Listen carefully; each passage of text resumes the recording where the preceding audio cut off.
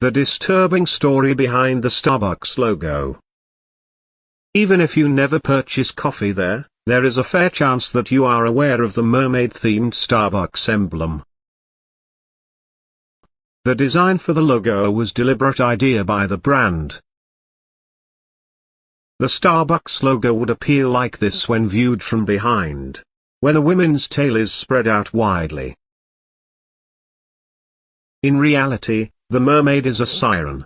Due to the siren's bareness and exposed chest, it was extremely contentious before 1987.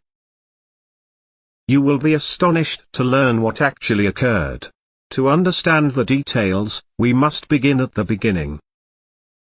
The founders of Starbucks were looking through old marine books when a mysterious nautical figure called to them.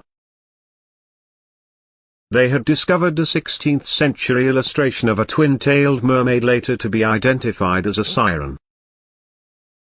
Almost immediately after seeing the image, the founders decided that the name Starbucks should be used because Seattle is a port city and its coffee is imported on ships. Also, Starbucks was given its name from the character Starbuck in the book Moby Dick. The logo is intended to allude to the seafaring tradition of the early coffee traders, as stated on the Starbucks website. You may suppose that they picked the siren because it resembled a mermaid and lived in the sea, but there was a more sinister motive at work. The siren has a troublesome history, which the original creators were aware of. In Greek mythology, the siren was first depicted as a bird with a woman's head, then as a woman with wings and bird feet, before finally evolving into the mermaid creature we know today. Despite these various interpretations, the siren's traits remained constant. They were seductive and violent. Typically, a siren would sing, and the sailors would be powerless to resist her and would literally jump into the water and drown to end. The sirens utilized their beauty to entice sailors to come with them in the water. When the owners of the business were prepared to begin roasting coffee beans and launch the first Starbucks location, they hired artist Terry Heckler to develop a symbol for the company.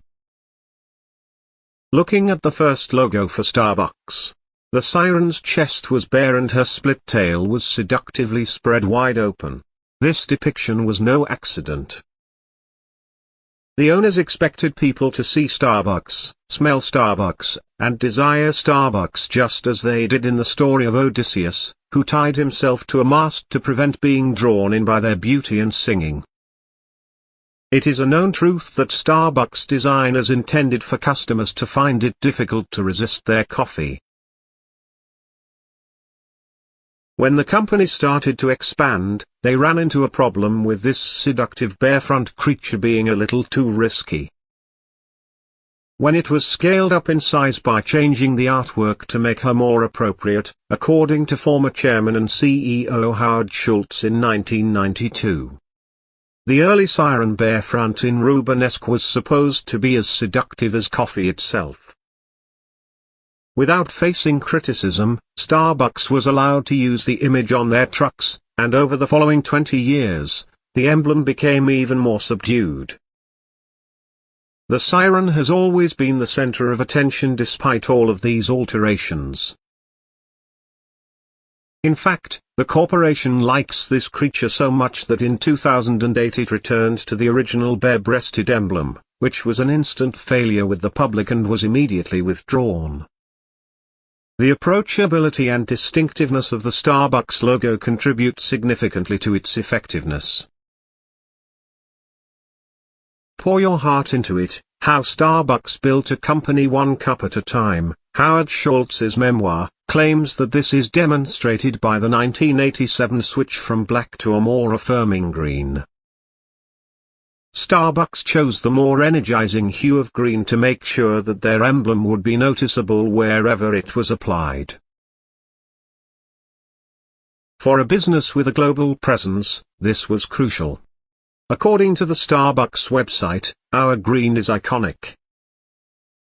Blocks are seen. It's our most recognizable asset, from our logo to the color of our aprons. The 2011 revamp stripped the logo down again to its essential components while keeping the brand's ubiquity in mind. The corporation asks what's noticeably missing from our current logo. On its website, our name is. The reach of Starbucks goes beyond just coffee, and our siren, who is already well known, can stand on her own. A universally recognized symbol of quality coffee, the current Starbucks logo is also fully green and white without the black accents of earlier iterations. The seduction and irresistibility made for a weird marketing technique, but at the end of the day, it is working. Starbucks doesn't even include this in their logo evolution page on their website, but it goes to show how dedicated they are to this creature.